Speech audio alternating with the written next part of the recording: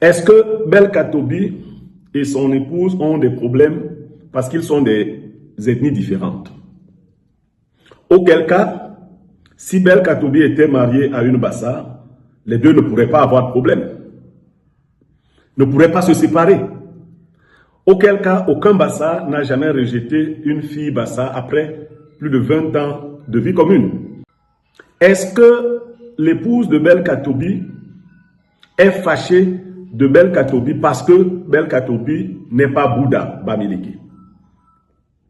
Est-ce que si elle était mariée à un Bamileke, elle n'aurait jamais pu subir une telle humiliation, une telle situation? Auquel cas, aucun Bamileke n'a donc jamais rejeté une fille Bamileke après un certain nombre d'années de mariage. Chaque fois que les Bamileke se sont mis ensemble, ça s'est fini toujours, ça s'est terminé de manière heureuse parce qu'ils étaient Bamileke. Ces questionnements qui méritent d'être soulevés nous indiquent le dévoiement de la problématique. Et je dois regretter que même Toby lui-même, qui est un ami, ne m'ait pas consulté jusque-là pour que je l'accompagne dans le type de communication qu'il devrait avoir. Parce que sa communication ne me convient pas. Je reviendrai sur ça. L'orientation de sa communication ne me convient pas. Être ami, c'est être également capable de dire à son ami que tu pues par la bouche. Et sur le point, je dis clairement que la communication de Belkatobi ne me convient pas du tout. Mais je dis également que les tentatives de récupération, les tentatives de manipulation, des situations qui consistent, des postures qui consistent à s'attaquer à la carrière artistique de Belkatobi ne correspondent en rien à la situation qui nous est présentée. Le boycott programmé de ses concerts, ainsi de suite, va au-delà, et cela est évident, de la problématique posée entre deux personnes qui ont vécu ensemble et qui traversent des moments difficiles. Je veux poser une autre question à mes frères de la communauté Bamileke. Est-ce à dire que si un Kwa est marié à un Bamileke, si le couple a des problèmes, le problème devient le problème des Bamileke? Je ne pense pas. Est-ce à dire que si un Kwa prend la femme chez les Bamileke, il devrait s'attendre, au cas où il viendrait à se comporter de manière non approuvée par la communauté de sa femme, à être pourchassé par cette dernière? Je ne crois pas. Mais je crois qu'il y a hypertrophie d'un malaise social. Notre société peine à retrouver ses repères. Du coup, chacun cherche des ennemis, des adversaires. Maintenant, nous, les membres des différentes communautés, si nous prenons parti en fonction de notre rattachement sociologique, nous commettons également une grave erreur. Tel n'est pas le problème. Alors, si Belkatobi était marié à une Bassa, ce qui se serait produit, c'est que la scène que nous avons vécue sur les réseaux sociaux aurait horripilé certains hommes dans un sens favorable à Belkatobi, c'est-à-dire certains hommes se seraient dit, il n'est pas bon que la femme empoigne son mari de cette façon hors de la maison, hors de leur chambre, parce que ça peut arriver dans l'intimité. Misengo a une chanson que je reprends souvent avec lui, dans laquelle il dit, si j'étais offensé, ne m'expose pas en public, appelle-moi dans le secret et fais-moi les reproches. Na usa ne tewa, na bula ne pewa bubi. Aussi qu'on aime mbouki, toka kamba buso. Belemba otun, ou quoi lisanemba. Vous devez connaître la chanson, je n'ai pas voulu chanter pour des questions de droit d'auteur. Alors, certains hommes se seraient fâchés de l'attitude de la femme. Certaines femmes auraient condamné l'attitude de leur sœur femme en disant non, on ne le fait pas ainsi. A contrario, il y aurait eu également des hommes de toutes les tribus, de toutes les ethnies, qui auraient condamné Belkatobi d'avoir laissé que cette situation soit exposée hors de la maison. Parce que c'est lui l'homme.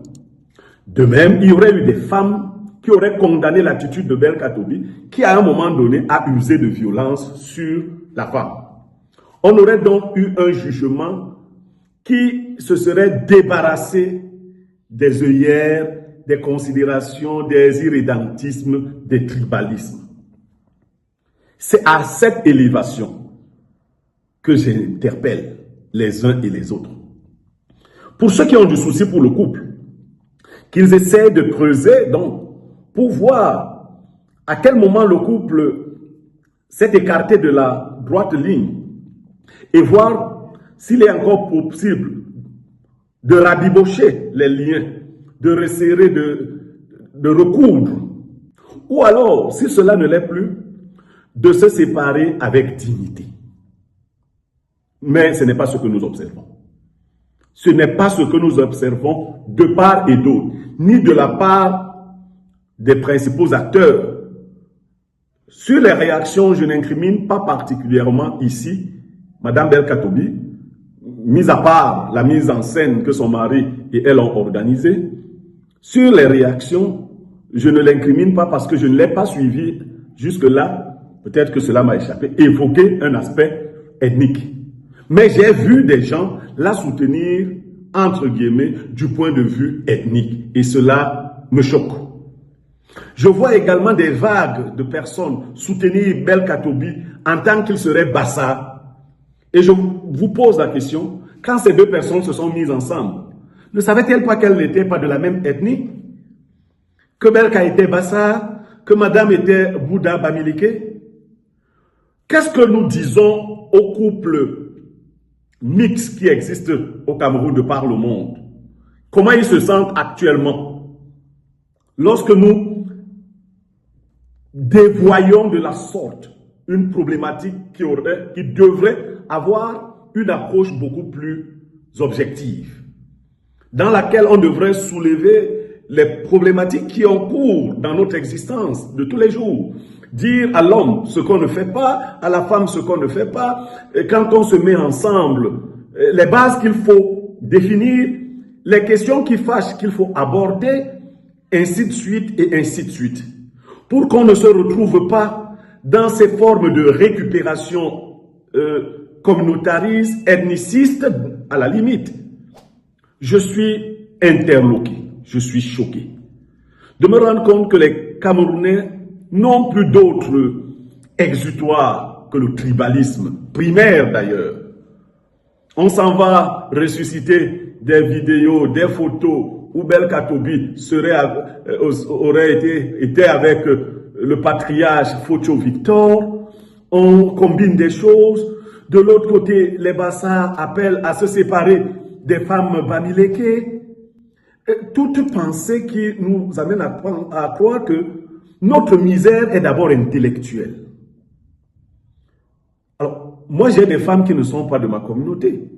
Dois-je désormais craindre que si je venais à être en conflit avec une qui ne serait pas de ma communauté, les gens de sa communauté se dresseraient alors et mettraient tous les moyens en jeu pour s'attaquer à ma vie sociale, à ma vie économique, ainsi de suite? Non, ce peuple est malade et il est à refaire. Ce peuple souffre profondément, de part et d'autre. Personne n'est exempté. Incapable de changer le monde dans lequel nous vivons, nous ajoutons la souffrance à la souffrance, la misère à la misère. Toutes les problématiques qui sont évoquées aujourd'hui prennent de manière tout à fait dévoyée une connotation communautariste, une connotation tribale. Certaines causes sont évoquées en raison de ce qu'elles pourraient servir nos frères, d'autres ne le sont pas parce qu'elles pourraient exposer nos frères. Et nous entendons des interpellations. Que dis-tu, Blériot Niémé, quand ton frère? Mais Belkatobi est mon frère et son épouse est ma belle-sœur. Son épouse est ma belle-sœur. Donc ma sœur qui est belle. Quand Belka Tobi prend cette femme, il est heureux d'avoir une épouse. Il s'en vante d'ailleurs. Quand cette femme vit avec Belka Tobi, elle est heureuse d'avoir un époux qui est le beau-frère des Bamileke.